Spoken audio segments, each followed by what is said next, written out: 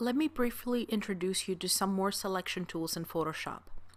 I've opened up this image of a guy on a ladder. To make selections on this layer, we can select the Rectangular Marquee tool, which makes rectangular selections, and click and drag. We can copy and paste this selection with Command C and Command V, and this pasted portion of our image gets added as a new layer, which you can see here. If I hide the original layer, we can see what has been pasted, and everything around it, represented by the white and gray checkerboard, is transparent. There is no image information here. Let's hide this for now and make our original image visible. If you click and hold on the Rectangular Marquee tool, you will find the Elliptical Marquee tool. Let's grab this and click and drag onto our image to select an ellipse-shaped area of our image. Let's do Command C and Command V to copy and paste, and let's hide our original image to see what we pasted.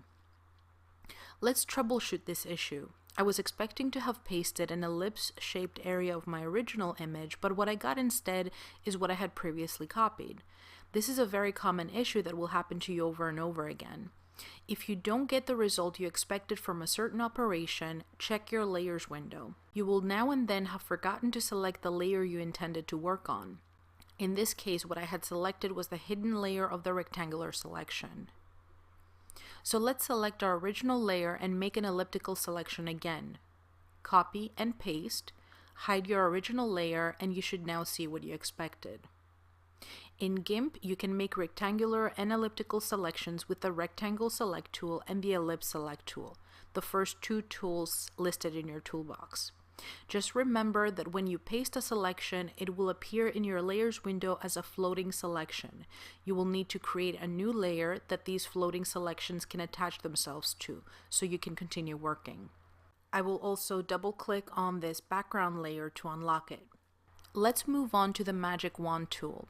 In GIMP, it's called the Fuzzy Select tool, and it also looks like a magic wand.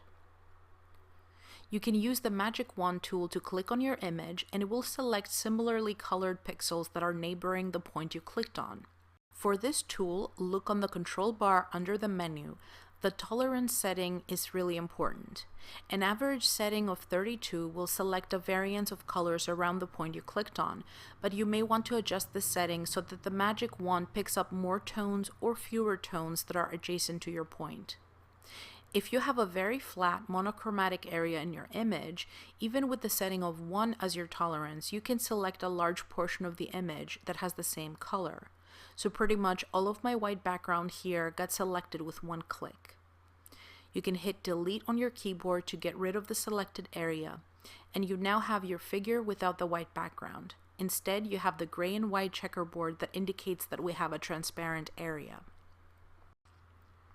Now that I have isolated this figure, I can open up this image I have of a table surface, select all and copy it, and now paste it into my working document and place it under the layer of my figure.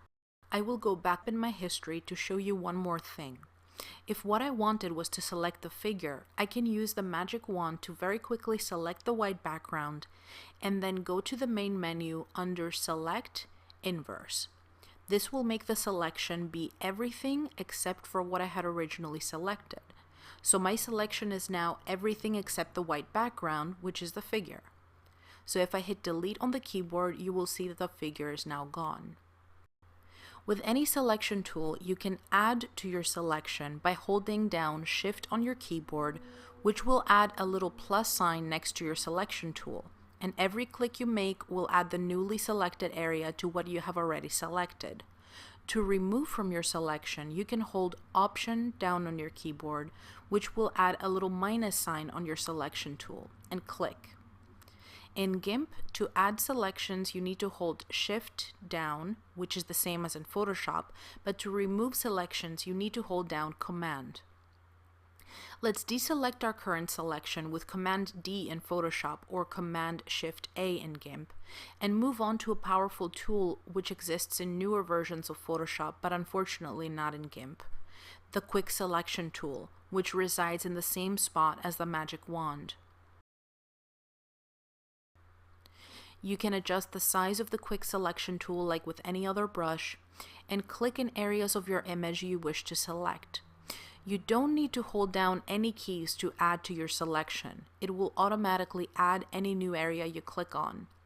To remove areas from your selection, you can hold down the Option key and click. For fine-tuning your selections, you will want to shrink the size of the Quick Select tool and keep working with it.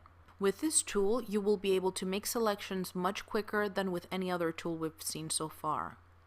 There are so many options and tools in Photoshop and GIMP with which you can make selections, but it's up to you to decide which one will be more efficient depending on the kind of image you have in front of you.